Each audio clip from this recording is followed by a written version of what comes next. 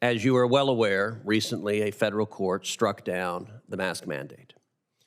When that happened, Americans across the country saw footage of people on planes hearing the announcement over the loudspeaker and cheers bursting out. When I flew to D.C. from Houston yesterday, on the plane, I would say there are fewer than 10% of the people who chose to wear masks.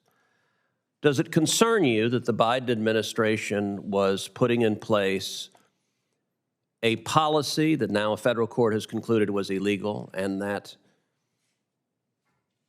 a huge percentage of Americans found arbitrary and unjustified?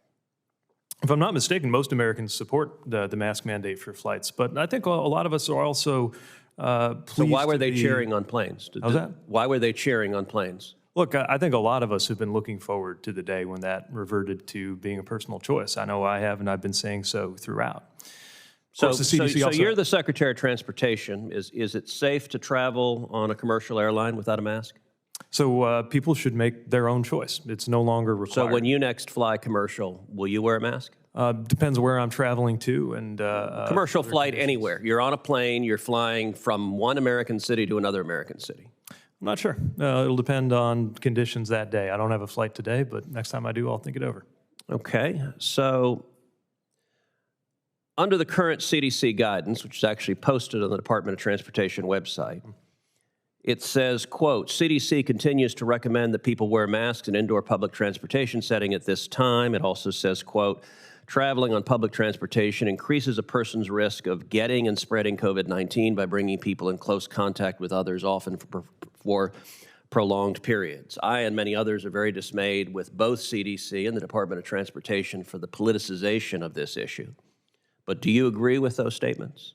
Well, I certainly support the CDC as the authority in this country on public health determinations.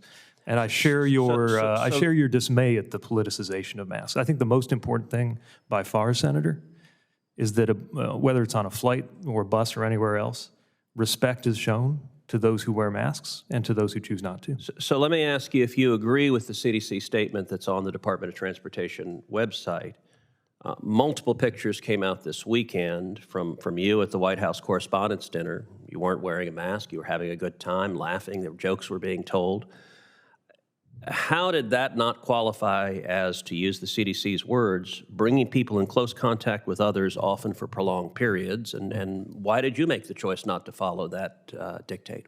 So I made a personal risk decision consistent with the public health guidance and rules in effect, which, as you know, did not require the wearing of masks in that environment. And I would add, if I'm not mistaken, the CDC mandate for aircraft would have expired by now.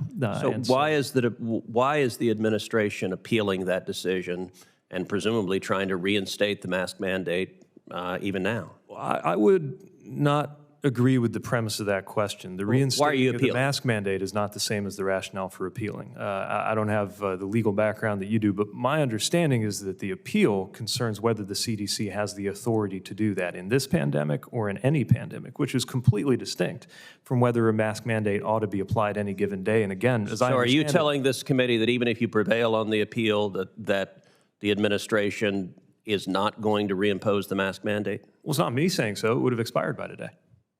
Well, but prior to the court decision, the administration kept extending it despite little to no scientific basis for that. You'll recall the extension was only 2 weeks, and if I'm not mistaken, those 2 weeks would have passed by now. So are you saying that you don't intend to extend it even if you prevail on appeal? Well, it's not up to me. It's TSA acting on CDC guidance. But yes, I mean, it is certainly the case, barring something that would have led to an extension, that the mask mandate would have expired, which means that even if the case is won. And you think it should have been allowed to expire?